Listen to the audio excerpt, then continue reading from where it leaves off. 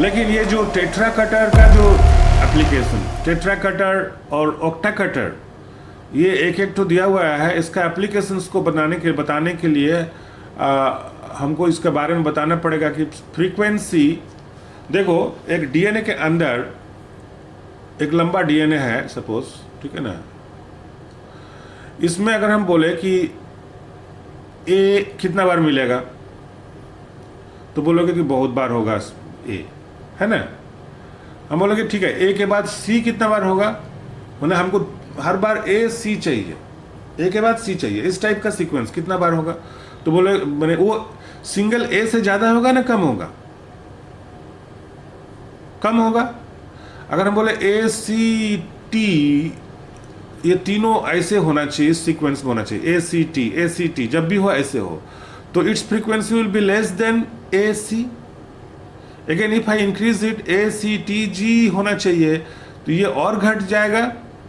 इसका मतलब जो जितना बड़ा होगा ये, जैसे ये टेट्रा कटर का हो गया मान लेते हैं, हेक्सा कटर में इधर में भी और एक कुछ जोड़ लो, ठीक है, तो ये हेक्सा कटर हो गया। यानी कि if the size of the restriction site is bigger, its chance of finding will be less.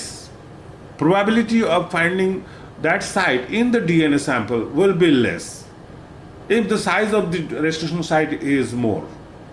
यानी कि टेट्रा कटर हमको ज्यादा फ्रीक्वेंट मिलेगा एक डीएनए में then in hexa cutting site, then in octa cutting site. तो जब हमको डीएनए का फ्रेगमेंट को बड़ा बड़ा प्रोड्यूस करना है, मतलब रेयर कटर, मतलब कहीं कहीं कट हो तो हम यूज करेंगे, मतलब बड़ा फ्रेगमेंट चाहिए, सिर्फ एक दो जगह कट हो, क्रोमोसोम सिर्फ कुछ ही जगह कट हो, तो you might use octa cutter. Octa cutter में नॉट वन का इस्तेमाल होता है, ठीक है ना, आप यूज कर सकते हो। वैसे इको R1 के बारे में भी एक रिपोर्ट था जिसमें कि उसका भी हालांकि वो हेक्सा कटर है मगर वो भी रेयर कटर के अंदर आता है।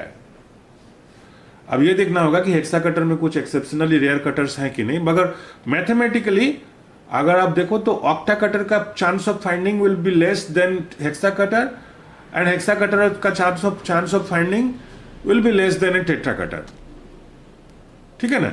आप अगर इसका बहुत छोटा छोटा फ्रेगमेंट प्रोड्यूस करना चाहते हो तो टेट्रा कटर से कट करो। अब ये क्यों प्रोड्यूस करना चाहते हो छोटा छोटा फ्रेगमेंट्स, ये सब लगता था, अभी तक तो लगता था कुछ साल पहले तक, for the purpose of whole genome sequencing, क्योंकि उसमें आप अगर उसमें बहुत सारा बात था, अभी हम डिटेल्स में नहीं जाएंगे, उसमें जो क्वांटिक मैपिंग जिसको बोलते थे, उसमें बड़ा बड़ा फ्रैगमेंट सीक्वेंसिंग का एक तो लिमिटेशन था कि आप 1000 से 1500 बेस पेयर तक आप सीक्वेंसिंग कर सकते हो एट ए स्ट्रेच एक बार में। तो उससे बड़ा फ्रैगमेंट होने से आप सीक्वेंसिंग नहीं कर सकते, आप सिर्फ एंड्स को सीक्वेंस कर सकते हो, बीच का पोर्शन आप सीक्वेंस नहीं कर सकते। तो बीच का सीक्वेंस हम कैसे जानेंगे, छोटा छोटा फ्रैगमेंट प्रोड्यूस करेंगे। और एक मेथड है ट्रांसपोजोन टैगिंग, वो सब के बारे में बाद में बात करेंगे। तो ये भी एक है कि if you want to produce small size fragments of a genomic DNA and want to make a library out of that, you have to use a tetra cutter, जो कि small fragments को काफी ज्यादा छोटा छोटा छोटा टुकड़ा में तोड़ देगा, 500 base pair to 1000 base pair के अंदर वो तोड़ देगा। उससे भी छोटा हो सकता है, उससे बड़ा भी हो सकता है, मगर मोस्टली 500 टू 1000 बेस के पेयर का साइज का डीएनए प्रोड्यूस कर देगा फ्रेगमेंट्स।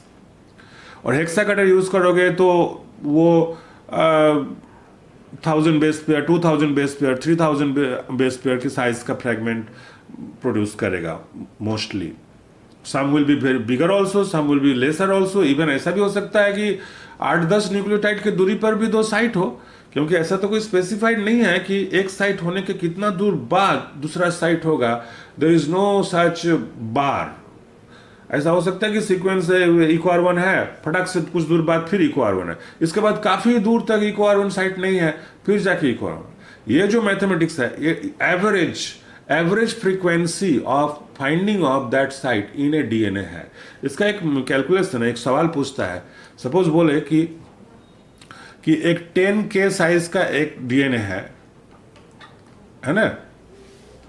अगर हम इसको EcoR1 से कट करेंगे तो कितना फ्रेगमेंट प्रोड्यूस हो सकता है, अगर हम इसको MBO1 से कट करेंगे तो कितना फ्रेगमेंट प्रोड्यूस हो सकता है।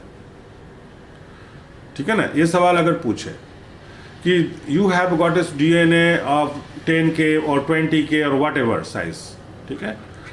So if you cut by an hexa cutter, what will be the how many fragments will be produced? If you cut by an tetra cutter, how many fragments will be produced? If you cut by an octa cutter, how many fragments will be produced? So the formula is कि आप size of the DNA को ऊपर रखो, suppose 10,000 ऊपर रख दिया, divided by 4 to the power n, where n is the number of bases in the restriction site, जैसे कि 4 और 6 और 8। तो सपोज अगर इसके बारे में EcoR1 और BAMH1 का एग्जांपल अगर लें तो 10,000 divided by 4 to the power 6, 4 to the power 6 कितना होता है, थोड़ा देख लो। 4 to the power 6 यानी कि 4 into 4, डिफिकल्ट होगा, कैलकुलेट कर लो। 16 चौके 64 इंटू 4, 4 चौक 16 के 4 में 6 चौक 24, 25 इंटू 4, ये कवर हो गया। 6 चौक 24 के 4 हाथ में 2, 4 5 चौक 20, 2 22 को 2 हाथ में 2, 4 दूनी 8, 2 10 और एक बार 4, हाँ। तो हो जाएगा तुम्हारा 4,000 24 इंटू 4 94,000 96, 496, हाँ ठीक है, 4,096। तो सो यू डिवाइड 10,000 बाई 4,096। इसका मतलब ये भी होता है कि हर 4,096 बेस के बाद एक तो EcoR1 साइट होगा, ठीक है ना। एक EcoR1 साइट होगा इतना दूरी के बाद में होने का चांस है, अबाउट 4,000 बेस पेयर। 96 को अगर बात देते तो 4,000 बेस पेयर के बाद में एक फ्रेगमेंट होगा, यानी कि 10,000 बेस पेयर का अगर मेरा डीएनए है तो ये ज़्यादा से ज़्यादा 3 फ्रेगमेंट प्रोड्यूस हो सकता है ना। ये सपोज डीएनए है फॉर 10,000 बेसिस लॉन्ग, इसमें एक हो गया यहाँ पर 4,000 बेस पेयर के बाद, यहाँ पर 4,000 बेस पेयर के बाद, फिर एक 4,000 बेस पेयर के बाद यहाँ पर डीएनए एक और ऑर्गेनाइजेशन हो, तो बचा कितना, 2,000 समथिंग बचा, है ना। ये थोड़ा आप ड्राइंग पे ये हो गया है, इधर ज़्यादा हो गया, इधर ज़्यादा कर देते हैं। हाँ, ये 4,000 इधर थोड़ा सा डिलीट कर दो, बचा 2,000। तो ये 3 फ्रेगमेंट प्रोड्यूस हो सकता है। अब ये यहाँ से शुरू हो सकता है, इधर से शुरू, 3 अप्रॉक्सीमेटली 3 फ्रेगमेंट हो सकता है।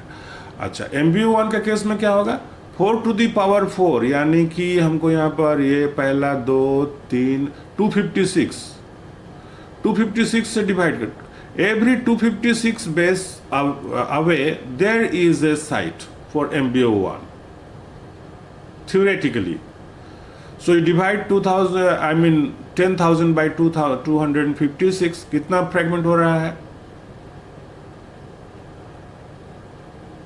कितना फ्रेगमेंट हो रहा है अप्रोक्सीमेटली, बताओ। थोड़ा सा कैलकुलेटर से कर लो। इसको हम 250 मानते हैं, चलो तो 250 मान के चलने से ये 4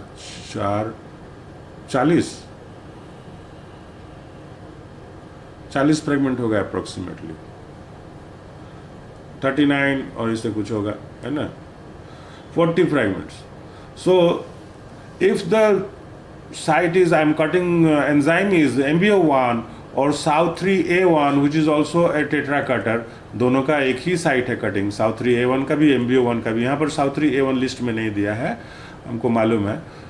तो जो फ्रैगमेंट प्रोड्यूस होंगे 10,000 बेस पेयर अगर डीएनए का साइज हो तो करीब 40 फ्रैगमेंट प्रोड्यूस हो जाएगा। जबकि हम EcoR1 जैसा सेल1, EcoR1, BAMH1, हिंडी 3 जो कि हेक्सा कटर्स है उससे कट करेंगे तो हमको मात्र 3 फ्रैगमेंट या फिर 4 फ्रैगमेंट प्रोड्यूस होगा। थ्योरेटिकली 3 फ्रैगमेंट प्रोड्यूस होगा, ठीक है, समझ गए ये बात कि कैसे ये सब वर्क करता है।